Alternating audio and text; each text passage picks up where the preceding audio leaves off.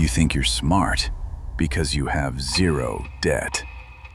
You look at your 6-month emergency fund, your paid-off 15-year-old car, your neat little savings account, and you feel safe.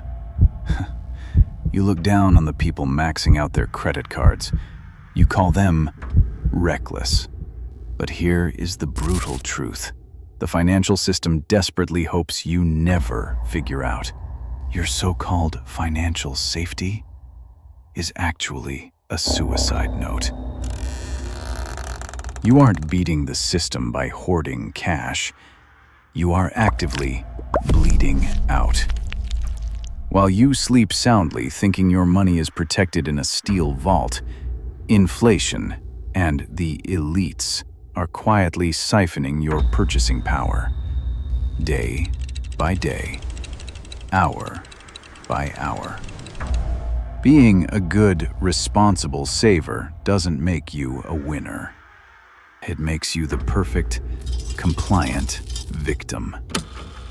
Let's take a little trip back to 1971, because that is the exact year your parents' financial playbook stopped working, and nobody bothered to tell them.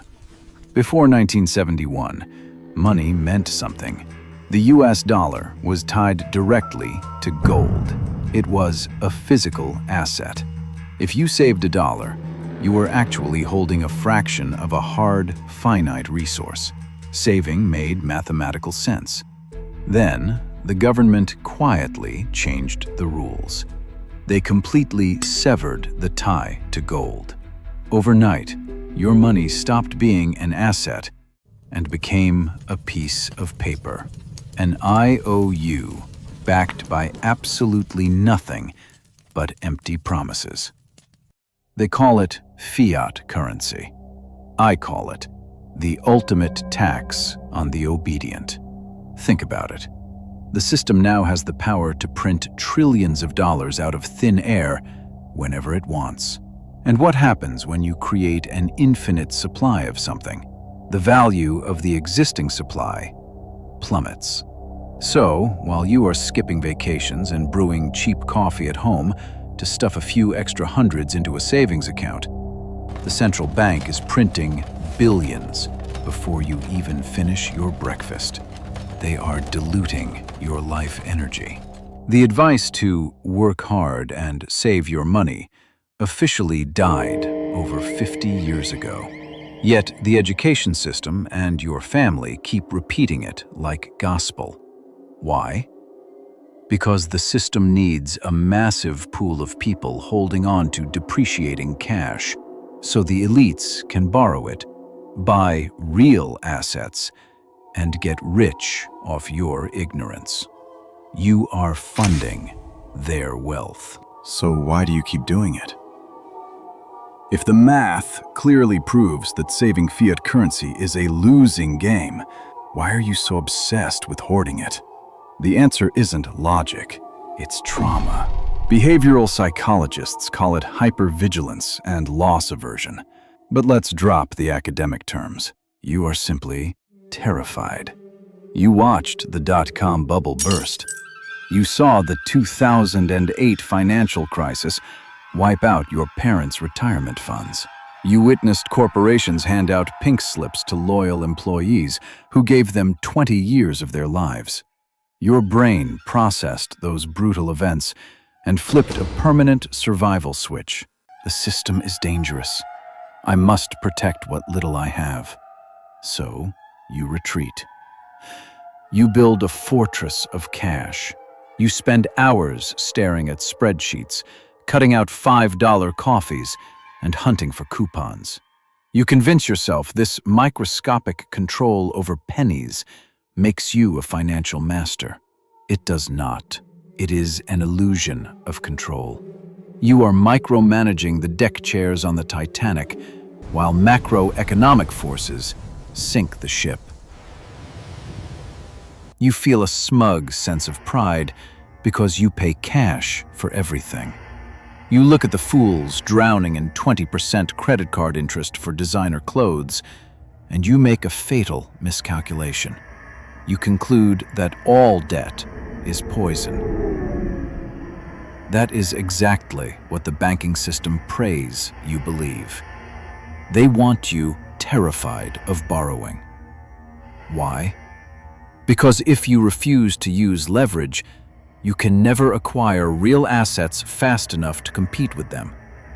You are confusing toxic consumer debt, which is a penalty for the impulsive, with strategic leverage, which is the fundamental weapon the elites use to multiply wealth.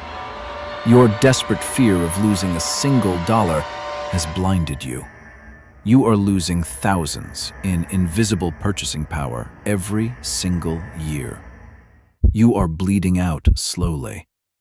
But because your bank balance doesn't show a negative sign, you think you are safe. You are clutching a melting block of ice, proudly telling yourself you own an asset. Let's look at how the people you envy, the elites, the wealthy, actually play this game. They do not save cash. They despise cash. They see cash as a hot potato that loses value every single second they hold it. While you are terrified of borrowing a single dime, they are borrowing millions. But they aren't buying liabilities. They aren't financing flat-screen TVs or depreciating cars. They are using cheap debt from the bank to buy hard assets, real estate, businesses, commodities, things that produce actual cash flow. Here is the mathematical truth that should make your stomach turn. Inflation destroys debt. If they borrow $1 million today to buy an apartment building, and inflation skyrockets, the value of that building shoots up. The rent they charge shoots up. But the debt stays exactly the same. The system is literally paying them to borrow money. They are using the bank's depreciating fiat currency to acquire real wealth, and they pay the bank back with cheaper dollars tomorrow. And who funds this machine? You do. The bank takes your highly taxed, hard-earned savings, the money you proudly parked in a high-yield account making a pathetic 3%, and lends it to the wealthy at 5%, so they can make 20%. You are the battery powering their matrix. So here is your ultimatum. You can keep playing the good little saver. You can keep hoarding your melting ice and praying the system rewards your obedience. It won't. Or you can wake up and learn how to manipulate the rules they created. I want you to do exactly one thing today. Look at the exact amount sitting in your safe savings account right now. Now, go find the price of an average house in your neighborhood 10 years ago. Compare it to today. That difference? That is exactly how much poorer you have become while sitting there thinking you were being responsible. You now know that hoarding cash is financial suicide. But how do you cross over? How do you actually weaponize debt to build wealth without letting it swallow you whole? That is the exact mechanism I will expose in the next video. Stay awake.